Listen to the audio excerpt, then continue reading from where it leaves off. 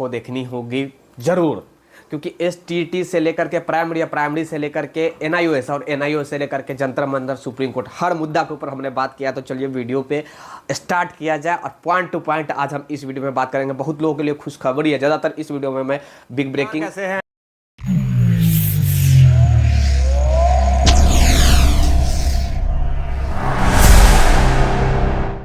I hope आप लोग स्वस्थ होंगे, मस्त होंगे और तंदुरुस्त भी होंगे। आज की बिग ब्रेकिंग न्यूज है टीआरई संबंधित, बीपीएससी संबंधित मैं बातें कर रहा हूँ टीआरई 1 का या फिर टीआरई 2 का। काफ़ी लोगों के लिए बिग ब्रेकिंग न्यूज़ खुशखबरी भी हो सकता है। देखिए इन तमाम मुद्दे के ऊपर हम बात करेंगे। अभी एसटीटी का आवेदन हो रहा है, उसमें भी एज की रिलैक्सेशन दिया गया है 10 साल का, उसके बारे में भी बात करेंगे। टीआरई 1 में सप्लीमेंट्री रिजल्ट में जिनका परीक्षा फल में जिनका नाम शॉर्टलिस्टेड हुआ है, सेकंड मेरिट लिस्ट जो आया है, उनका डॉक्यूमेंट वेरिफिकेशन कब से होगा इसके बारे में भी बात करेंगे। साथ में टीआरई 2 संबंधित बहुत बड़ी खबर आया है आज, कल देर रात से लेकर के और अभी तक देखेंगे तो बहुत सारा खबर आया है, वो सारे मुद्दा के ऊपर हम बात करेंगे। मेरा नाम है विक्की गोयल और आप देख रहे हैं the times of Bharat. Video को लाइक शेयर और सब्सक्राइब अवश्य करके जुड़ जाइएगा ताकि भविष्य में जो भी वीडियो अपलोड हो उसका नोटिफिकेशन आपके पास पहुंच जाए। और विशेष जानकारी अगर हमसे जुड़ना चाहते हैं तो वीडियो के डिस्क्रिप्शन में मैं फेसबुक का लिंक दे रहा हूँ, इंस्टाग्राम का दे रहा हूँ, तो आप लोग अवश्य वहाँ पर भी जुड़ सकते हैं। पहले हम बातें कर ले रहे हैं आपको जो भी है एसटीटी संबंधित। एसटीटी में आप लोग का काफ़ी सारा प्रश्न था कि सर विकी सर आप जो है पहल नहीं कर रहे हैं कि एज रिलैक्सेशन में छूट मिले, तो 10 साल का एज रिलैक्सेशन छूट मिल गया है। आप लोग जाइए, जिनका जो ओवर एज कर रहे थे उनके लिए अच्छी खबर है कि उन लोगों का एज रिलैक्सेशन 10 साल दिया गया है, तो आप लोग जाकर आराम से आवेदन कर सकते हैं। जिसका 10 साल तक भी एज ओवर हो रहा था वो लोग आवेदन कर सकते हैं। तो वो उनके लिए, जिनका ओवर एज था उनके लिए बिग ब्रेकिंग न्यूज़, अच्छी खबर है, खुशखबरी है। तो जाकर आप लोग अवश्य जो भी है आवेदन कीजिएगा। एसटीटी का मैं बातें कर रहा हूं। उसके बाद हम बात कर लेते हैं भैया एनआईओ संबंधित। एनआईओ का कल देर रात बीपीएससी की तरफ से एक लेटर जारी किया गया। उस लेटर में जिक्र किया गया है सुप्रीम कोर्ट यानी कि माननीय उच्चतम न्यायालय का जिक्र किया गया, यानी कि सुप्रीम कोर्ट में जो कुछ भी सुनवाई चला है उस सुनवाई के ऊपर जिक्र किया गया है। मैं डिटेल में इसके बारे में बताऊंगा, वीडियो में आगे बने हुए रहिएगा। इससे पहले मैं बात करना चाहूंगा जो सप्लीमेंट्री रिजल्ट जो आया है, कब से वेरिफिकेशन होगा डॉक्यूमेंट वेरिफिकेशन, तो 25/12/2023 यानी कि 25 तारीख को डॉक्यूमेंट वेरिफिकेशन होगा 1 से लेकर के और 12 क्लास तक, यानी कि जितनी भी सप्लीमेंट्री रिजल्ट आई है वो तमाम सीटों का जो भी है डॉक्यूमेंट वेरिफिकेशन होगा, काउंसलिंग होगा, वो सब होगा 25/12 यानी कि 25 तारीख को। यही 25 तारीख को होगा, आज 22 तारीख तो हो ही गया है, आप लोग खैर जानते ही है। तो 25 तारीख को होगा, एक ही दिन होगा सब, 1 से लेकर के 12 क्लास तक की। तो आई होप आप लोगों का कंफ्यूजन दूर हो गया होगा और सभी विषय का, यानी कि अब कहां पे होगा, तो इसके बारे में अगर आपको विस्तार से जानना है तो आयोग के वेबसाइट पे आप लोग अवश्य विजिट कीजिएगा। आप लोग के लिए लेटर जारी कर दिया जाएगा। डिस्ट्रिक्ट तो अलॉटमेंट कर ही दिया गया है, रिजल्ट आने के कुछ दिन बाद डिस्ट्रिक्ट अलॉटमेंट आप लोगों को कर दिया गया है। तो उसके बाद जो भी है आप लोग जाकर डॉक्यूमेंट वेरिफिकेशन करवा सकते हैं और काउंसलिंग नियुक्ति पत्र ले सकते हैं, काउंसलिंग करवा सकते हैं। तो आप लोग अवश्य जाइएगा। उसके बाद 26 तारीख से ये टीआरई 2 का जो भी है स्टार्ट होगा, जो भी है डॉक्यूमेंट वेरिफिकेशन। इस बार जो डॉक्यूमेंट वेरिफिकेशन होगा और काउंसलिंग जो होगा वो बीपीएससी नहीं कराएगा। इस बार डॉक्यूमेंट वेरिफिकेशन और काउंसलिंग शिक्षा विभाग कराएगी। पिछली बार आपने देखा कि कितने बड़े पैमाने पर गैदरिंग हो गया था बीपीएससी द्वारा, जो डॉक्यूमेंट वेरिफिकेशन हुआ था, काउंसलिंग हुआ था उसमें।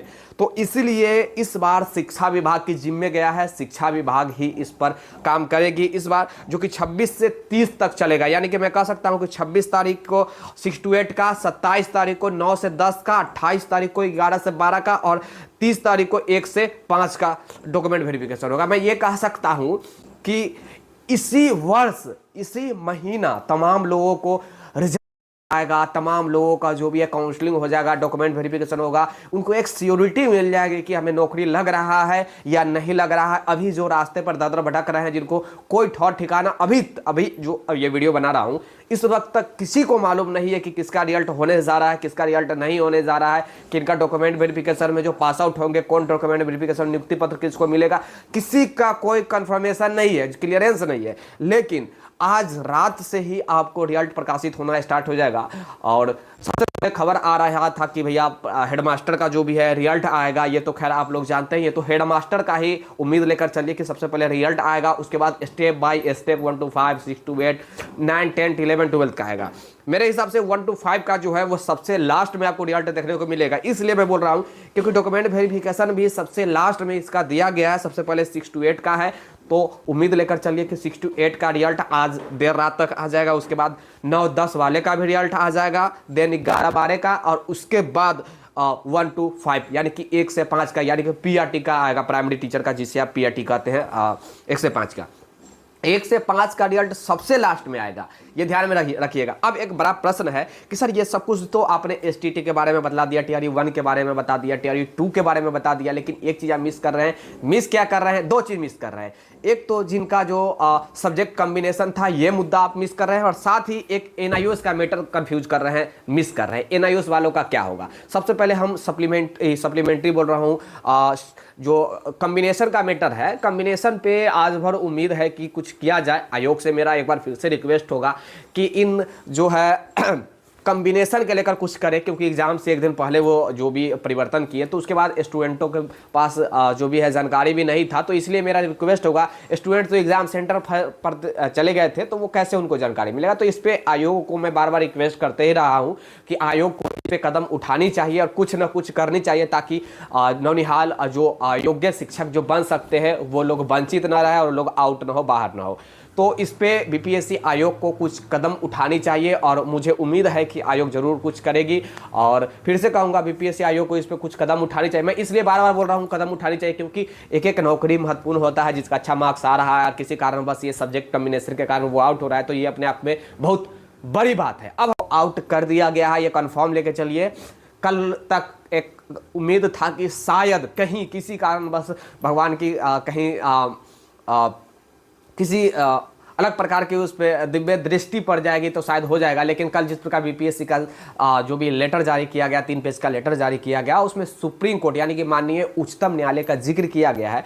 उस उच्चतम न्यायालय का जिक्र किया गया है जो केस के कारण जो भी है एनआईओएस को पूरे भारत से आउट किया गया है। तो अभी के हिसाब से इस टीआरई 2 में जिस प्रकार पिछले टीआरई 1 में बीएड को आउट किया गया था, उसी प्रकार आपको अब आउट कर दिया गया है। यानी कि मैं कह सकता हूं कि एनआईओएस का रिजल्ट नहीं आने जा रहा है।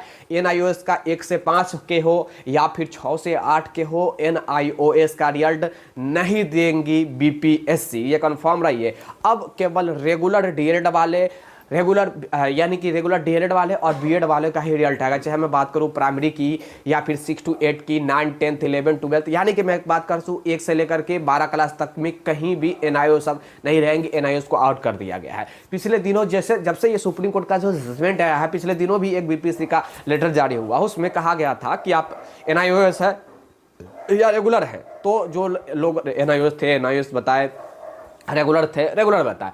लेकिन जो लोग ये उसके बाद जो फॉर्म फिलअप, ये यानी कि रेगुलर और एनआईओएस का जो भी थे, जैसे कि आप एनआईओएस थे या रेगुलर थे, वो आप क्लियर कर दिए। देन एक और लेटर जारी किया गया कि आप अगर बीएड है तो अप्लाइड कीजिए, अपलोड कीजिए। तो कहने का मतलब ये है कि एक बार आपसे पूछा गया कि आप एनआईओएस हैं, तो यस, अगर आप एनआईओएस है तो फिर से आईओएस है तो बीएड अपलोड कीजिए, तभी आप योग्य होंगे, नहीं तो नहीं, अयोग्य हो जाएंगे। अब वही सिचुएशन, जैसे कि एनआईओएस वालों को कहा गया कि बीएड अपलोड कीजिए, फिर कल देर रात एक लेटर बीपीएससी की तरफ से जारी किया गया, 3 पेज का लेटर है। उस लेटर में कहा गया कि सुप्रीम कोर्ट यानी कि माननीय उच्चतम न्यायालय का जिक्र किया गया, केस नंबर भी दिया गया है और उसी का जिक्र किया गया है। ये तो क्लियर नहीं बताइए कि मैं नहीं देने जा रहा हूं रिजल्ट, लेकिन वहां पे ये बता दिया है भैया, जो भी सुप्रीम कोर्ट का जो जजमेंट है, उस जजमेंट के बाद जिक्र किया गया। कहने का मेरा मतलब यही है कि डायरेक्ट तरीका से वो कान नहीं पकड़ रहे हैं, गोल गोल घुमाकर ऐसे हाथ करके कान पकड़ रहे हैं। तो बात वही हो गई। अगर मोटा मोटी कहा जाए कि क्या हो रहा है, एनआईओएस वाले रह रहे हैं या आउट हो रहे हैं,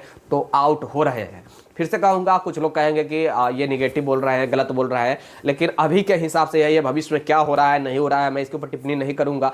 कुछ लोग हैं जो बिहार से भी दिल्ली गए हैं, जो भी जंतर मंतर पर स्ट्राइक एनआईओएस का हो रहा है उसमें भी गए हैं, हमारे पास भी फ़ोन कर रहे हैं बहुत लोग, तो गए हुए हैं। मैं देखिए, मैं किसी के पक्षपात नहीं कर रहा हूँ, मैं किसी एक व्यक्ति के पक्ष में और विपक्ष में बात नहीं कर सकता। सारे लोग, मैं एक न्यूज़ अगर ऑथेंटिक दे रहा हूँ तो आपके भी सारे न्यूज़ पहुँचना चाहिए। सब अपने हक के लिए अगर लड़ रहा है तो लड़ने का अधिकार है, और सारे लोग को लड़ना ही चाहिए अपने हक के लिए। आई थिंक आप लोग का सारा कन्फ्यूजन दूर हो गया होगा। विशेष जानकारी के लिए टाइम्स ऑफ भारत को एक लाइक जरूर कर दीजिएगा, शेयर अपने दोस्तों के यहाँ कर दीजिएगा और सब्सक्राइब अवश्य कर दीजिएगा। ये STT से लेकर के प्राइमरी तक की, रिजल्ट से लेकर के और काउंसलिंग तक की, और STT का जो फॉर्म भरा रहा है वहाँ तक, और साथ ही NIO supreme court Jantar Mantar तक हमने सारा वीडियो का, सारा न्यूज़ का निचोड़ एक ही वीडियो में देने का प्रयास किया है। विशेष जानकारी के लिए अवश्य शेयर कर दीजिएगा।